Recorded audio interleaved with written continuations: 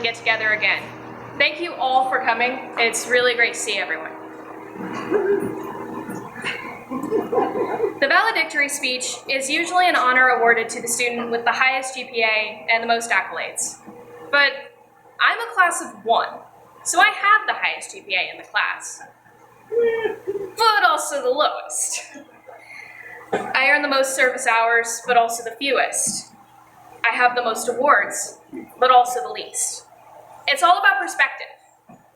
That perspective changed my view on life. I have found that I should remain humble, strive for my personal best, and recognize that I'm competing against myself more than anyone else. Miss Cat, my sibling silent dance teacher, Miss B, please raise your hand.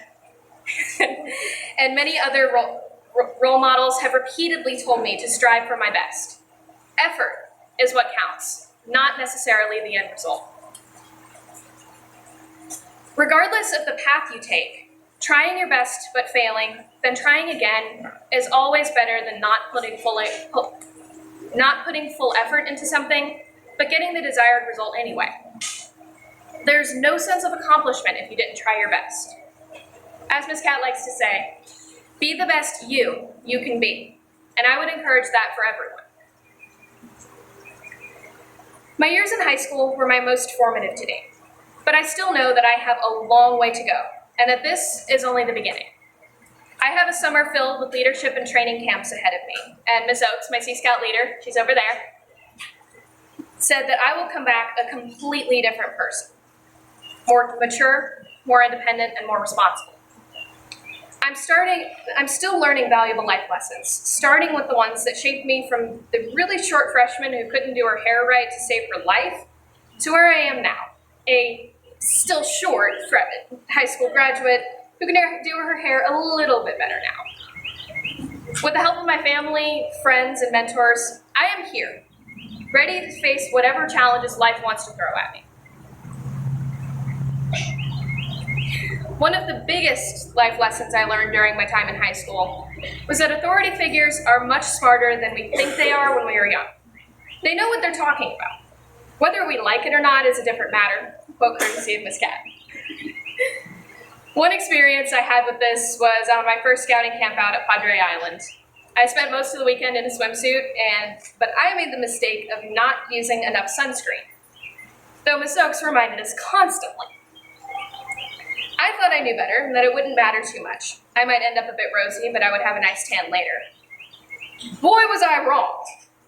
I ended up redder than a lobster when we went on the USS Lexington the next day, and it hurt. While this is funny now, it was a hard lesson to learn at the time. This is only one example, and certainly not the only time I've disregarded advice from authority figures and it has backfired. While I still struggle with this, now I at least pause to think about if what they have to say has some value based on their experience. Logically, I know I should listen. I've been proven wrong enough times.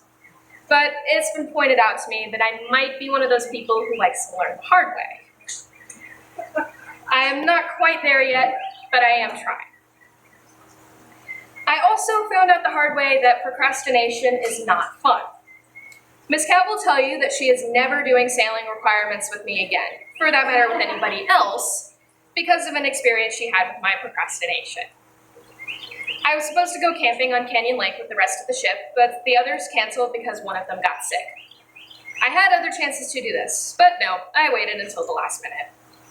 So this was the last chance I had to complete voting requirements. It either happened that weekend or it did not happen at all. Due to BSA requirements, since there were no other scouts, one of my parents had to attend. My dad was out of town. That left Miss Cat. She reluctantly agreed because she wanted me to reach my goal. So Miss Cat, Ms. Oakes, and Skipper Dan, here, took me to the lake to finish my requirements. One of them was an abandoned ship drill. We tore down the sails and jumped from a perfectly good sailboat into the freezing cold November water. Then we had to swim to go get the boat, which was now a ways away and continuing to move. And then we had to try to haul ourselves back into it without capsizing it. Thankfully, Skipper was the first one back and helped us, but Miss Cat, on the other hand, she was fully clothed, freezing, wet, and had muscle cramps. She has now said that she does not care what is going on with our advancement. If we need another body for an abandoned ship drill, Find somebody else. In this instance, my procrastination affected someone else, but other times resulted in only hurting myself. I've learned to budget time more effectively, use the tools I have available, and give myself enough padding in case something goes wrong, so I am not scrambling to finish. I think I've learned this lesson in enough time to serve me going into my summer and hopefully the Coast Guard Academy, where everything is going to be harder. I need to stay organized and manage my time to keep up, or better yet, get ahead. I like to appear the smartest or most capable person in many situations when, in reality, I sometimes get myself in over my head. Instead of owning that fact, I tend to try to cover it up. But through my experiences in high school, I think I have finally learned that it is better to take accountability and ask for help when I need it than to lie or try to blame somebody else. Honor is very important in my family's spiritual beliefs and with me going into the military. And accountability and responsibility are an essential part of honor. I still struggle to admit that I am sometimes wrong. But I believe I'm getting better about it and have realized that being brutally honest about my situation is more likely to garner the help I need to get out of it rather than compounding the issue. When I'm more honest about where I am with the situation, I've discovered I learn a lot more about navigating it. Closely related to this is my newfound appreciation for the concept of teamwork. Joining Sea Scout Ship 74 brought a new meaning to the word team. We associate the word teamwork with just a group of people working together. But a true team is a group that helps each individual member grow while their teammates do the same for them. Most often, your family is the first and best team you are a part of. My parents and siblings are always there for me and help me pull through many difficult situations. 2020 was a hard year for everyone with the pandemic, but as a team, we pulled through and came out together. I think we came out stronger than we were before. We should continue to stay strong together, and I know we can. If you need help, ask for it. We can't achieve our full potential alone, but a team will lift you up. I'm very grateful to be part of some amazing teams. My academic groups, my close circle of friends, Sea Scout Ship 74 Guardian, and most of all, my family.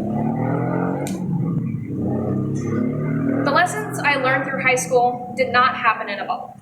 There were several people who contributed to shaping me into the person I am today, and they deserve all the thanks I can give. My mom, stepdad, granny, Nana, and Grandpa Jack for being there to encourage me. Grandma and Grandpa for not only encouraging me, but setting up my college fund and along with my parents, helping me financially to achieve my dreams. My teachers, most of whom have been amazing. I have had a few who were not so great, but they still taught me valuable lessons like how to navigate a difficult situation. One of my history professors, for example, was oddly rigid with his parameters to the point of being unreasonable. I had to learn to stand up for myself while still being respectful. Ms. Oakes and Skipper Dan for helping guide my path. I always knew I wanted to join the military, but I could not decide which branch for a long time. I struggled to find where my personality, interests, and skills would fit best. They, in addition to the Coast Guard auxiliarists, the McNamara's, they're over there, helped me narrow my focus to the Coast Guard by introducing me to the auxiliary, instilling a love for all things nautical, especially knot work, and helping me in my practical application of my knowledge. I now plan to apply to the Coast Guard Academy and intend to serve my country as an officer in the Coast Guard. My brother and sister, they are the epitome of ambition. I think this is best exemplified by their rapid progression in dance and music, and their continued success. This has not always been smooth sailing. They have had many difficulties to get where they want to go, but they never give up. They continue to push themselves to overcome challenges, which is so inspiring. Even though they're younger than me, their work ethic is something to be admired by anyone, and they are great role models. I could thank so many more people for their contributions to who I am, but the two people who have influenced me in the most profound ways are my dad and his cat. My dad makes so many sacrifices for our family. He works hard to provide for us, and I can't thank him enough. He has given up much of his free time to take on several jobs so we can afford all of our various activities. I would not be able to have the summer I'm about to have, go on the adventures I go on, and have the opportunities I do without that sacrifice. Dad, even though I have not always shown it, I recognize what you go through for this family, and I appreciate it so much. I could not be where I am now without you. Miss Cat has taught me almost everything I know, and has been willing to put up with me to do so for so long. I know I've been difficult in more ways than one, but she's never given up on me, has forgiven me when I've been less than pleasant, and has never strayed from her sense of purpose for me, which was to make sure I had every available opportunity to pursue my dreams. Miss Cat, I recognize the countless hours you put into designing the curricula, teaching me, researching opportunities for me, chauffeuring me to all my events, and for believing I can live up to my potential in a big way. I am determined to forge my path by, as you like to say, being the best you me I can be. So, here I am, a completely different person than I was as a freshman. I've learned many valuable lessons and achieved many things. I look forward to the future, starting my adventure with National Youth Leadership Training, which actually starts tomorrow, followed by a summer-long cruise with my ship next week, an Academy Introduction mission at the Coast Guard Academy. I then have National Advanced Youth Leadership Experience, aquatic school, and a week on the Coast Guard Bark Eagle. Then I start my final semester of classes for my associate's degree, and this fall I will apply to the Coast Guard Academy. This is only the beginning of the next chapter in my life. I plan to put into practice all I have learned and will continue to learn. And I'm confident I will grow as a person and make my family, friends, and teammates proud.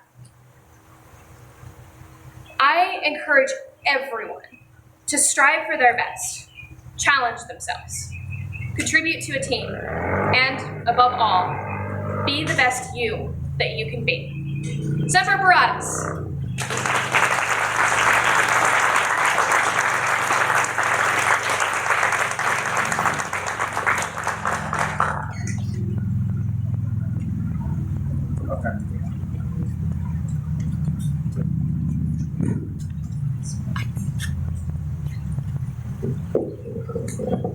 So aren't you glad you came to this rather than the normal graduation where we would have 600 people to go through right after this?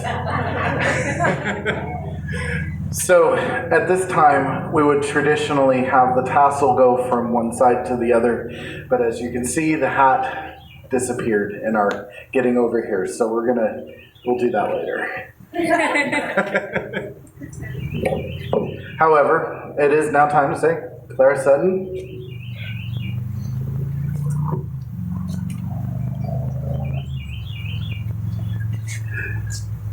You have now graduated high school.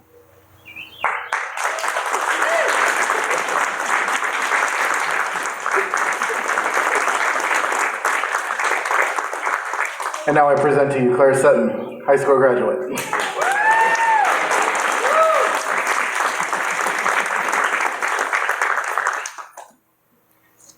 And with that, I think time for dinner, right? Yeah. So Bill Miller is back there waiting for us. So please help yourselves and enjoy. Anything else?